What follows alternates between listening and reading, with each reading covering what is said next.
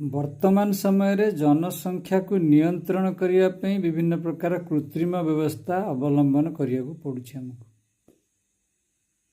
किंतु आमे शास्त्र पुराण अनुसार जो पुरातन युग सब थिला हमरो सत्य युग हो, त्रेता युग हो बा द्वापर युग हो, माने आ पूर्व जो युग मान थिले सेते बेले से समय रे तो एक जिस आवश्यक नथिला।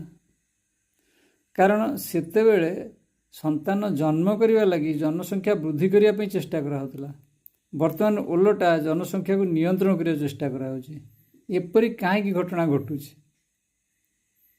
यार मुख्य कारण हूँ सेतेबेले सत्य संकल्प द्वारा सृष्टि कराला संतान।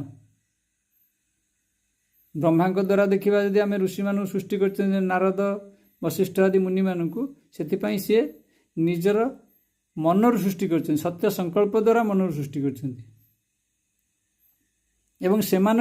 विद्या शिक्षा देते ऋषि मान तुम मैंने विवाह कर किंतु सत्य संकल्प द्वारा पत्नी मान ठार संतान सृष्टि कर।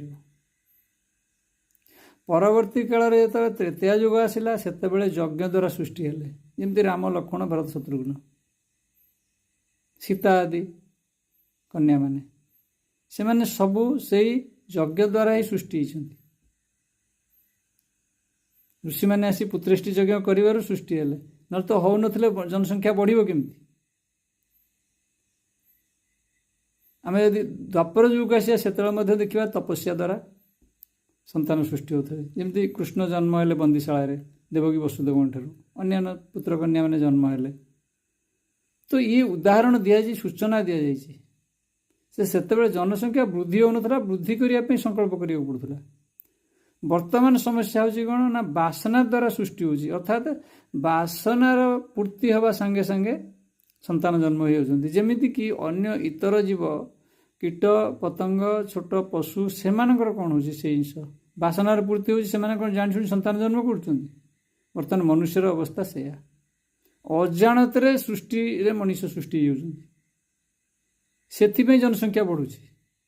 यदि मनुष्य जानते जे मु सृष्टि करी गोटे पुत्र बा कन्या ताहले बढ़ते जनसंख्या बढ़े सचेतनता हेले बढ़े। ये अचेतनतार निम्न स्तर जमी चलूला से चलुँ या बुझा पड़ो आमको पुणी ताकू नियंत्रण करने लगे आम कौन करुचे कृत्रिम उपाय अवलंबन करुचे।